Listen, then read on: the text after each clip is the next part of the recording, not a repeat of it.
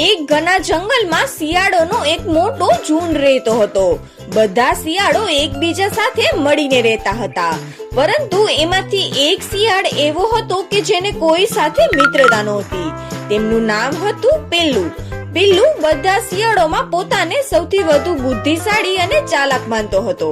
તે હંમેશા બધાનો મજાક ઉડાડતો અને બીજા શિયાળોને કહેતો કે હું કેટલો શક્તિશાળી અને બુદ્ધિશાળી છું.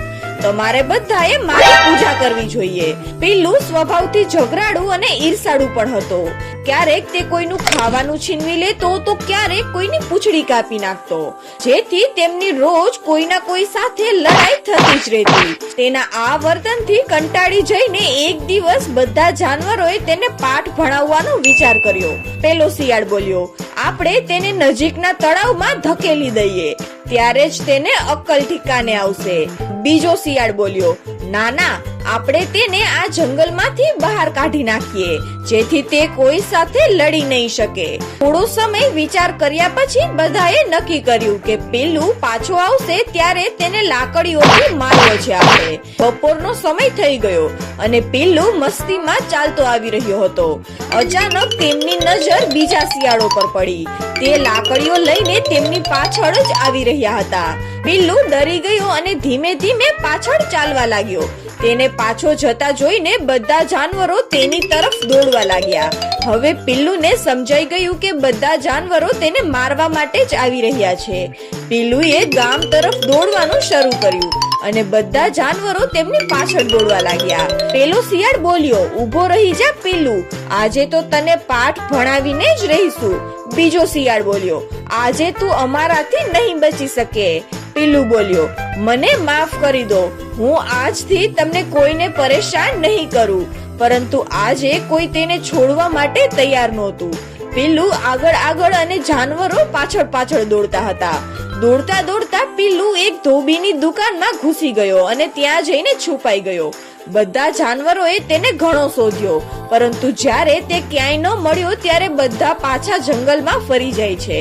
જ્યારે બહાર શાંતિ થઈ જાય છે ત્યારે પિલ્લુએ વિચાર્યું કે લાગે છે કે બધા જાનવરો પાછા જંગલમાં ચાલી ગયા છે.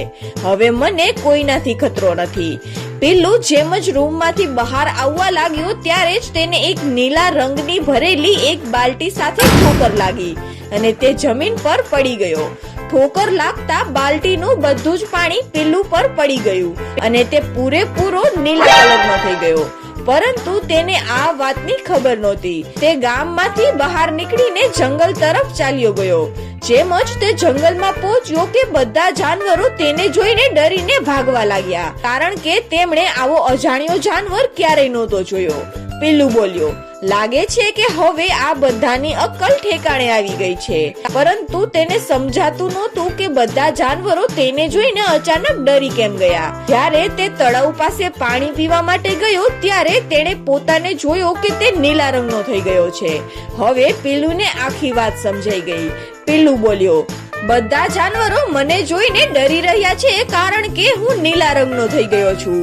મારે આ વાતનો ફાયદો ઉઠાવવો જોઈએ અને હું હવે જંગલમાં બધાને ડરાવીને મારી સેવા કરાવીશ. તે ફરી જંગલમાં ગયો અને ભારે અવાજમાં બોલ્યો, સાંભળો જાનવરો, મને ભગવાને આ જંગલનો માલિક બનાવ્યો છે. આજથી તમે બધા મારી વાત માનશો અને હું જેમ કહું એમ જ કરશો. જે મારી વાત નહીં માને તેને હું ખાઈ જઈશ. ભારી અવાજ અને નીલા રંગને જોઈને બધા જાનવરો ડરી ગયા.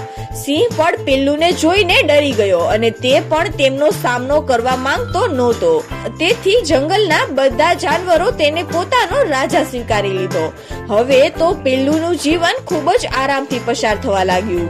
દરરોજ કોઈને કોઈ જાનવર તેના માટે ખાવાનું લાવતું અને કોઈને કોઈ પાણી લાવતું અને બધા તેમની દરેક વાત માનતા હતા. આરામથી ખાઈને પિલ્લુ હવે ખૂબ જ મોટો થઈ ગયો હતો.